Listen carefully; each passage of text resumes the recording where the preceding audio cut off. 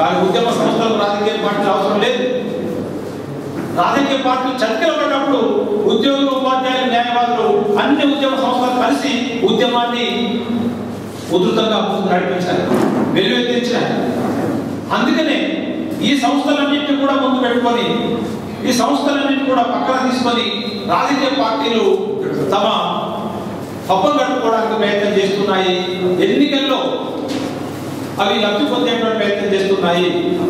మనకు రాజకీయ పార్టీలు అంటే వ్యతిరేకం కాదు. రాజకీయ పార్టీలు రాజకీయ లబ్ధి పొందని, కానీ తెలంగాణ గురించి నిజాయితీగా పనిచేయడం లేదు. ఈ ఉద్యమాన్ని రాజకీయ లబ్ధి కోసమే వాడుకుంటున్నారు. ఇది తెలంగాణ ప్రజలకు ఉండేటువంటి ఆబ్జెక్షన్.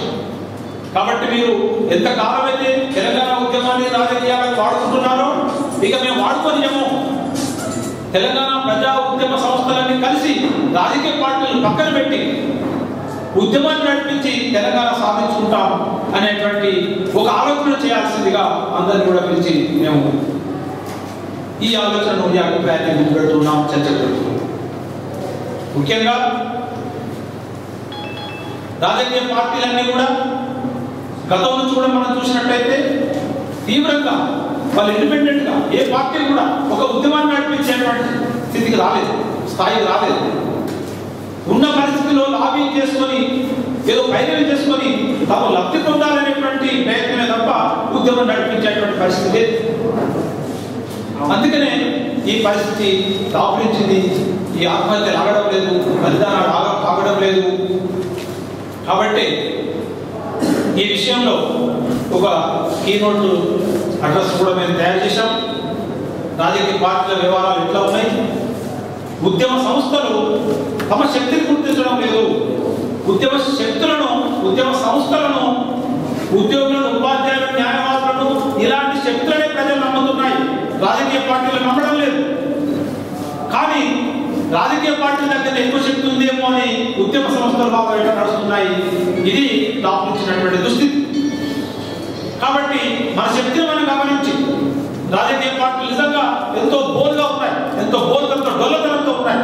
వాటిని కాకుండా మన ఉద్యమ సంస్థలందరం కలిసి ఒక సమిష్టి నాయకత్వంలో ప్రజలందరికీ నాయకత్వం వహించే విధంగా, ప్రజలందరికీ విశ్వాసం కలిగించే విధంగా ఉద్యమాన్ని ముందుకు తీసుకుపోవడానికి సీరియస్ గా ఆలోచించి ఆ ప్రయత్నం చేయడానికి సహకరించాల్సిందిగా ప్రజాప్రతినిధి పక్షాన నేను పిలుపునిస్తున్నాను.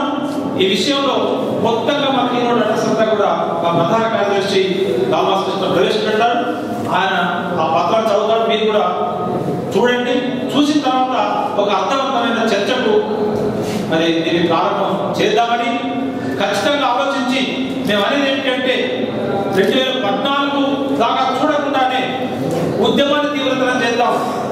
రాజకీయ పార్టీల మీద ఆధారపడకుండా వాళ్ళు మనం వెనుకబడినట్టుగా మనం వాటిని ఒత్తిడి చేద్దాం.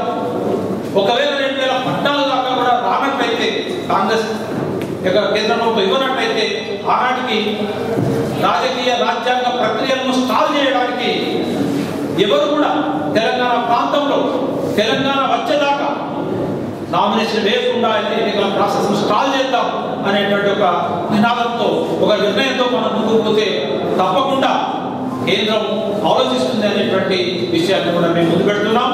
ఇవన్నీ కూడా ఆలోచన చేయడానికి ఈరోజు అడ్రస్ తర్వాత చర్చను ప్రారంభిస్తామని తెలియజేస్తూ, ఈ చర్చకు మేము పిలువగానే వచ్చినటువంటి అందరినీ కూడా మరొకసారి స్వాగతం పలుకుతూ, జాగ్రత్తగా పరిశీలించి ఒక అర్థవంతమైనటువంటి చర్చలు ప్రారంభమయ్యే విధంగా సహకరించాల్సిందిగా నేను మనవి చేస్తూ సెలవు తీసుకుంటున్నాను. జై తెలంగాణ, జై తెలంగాణ, జై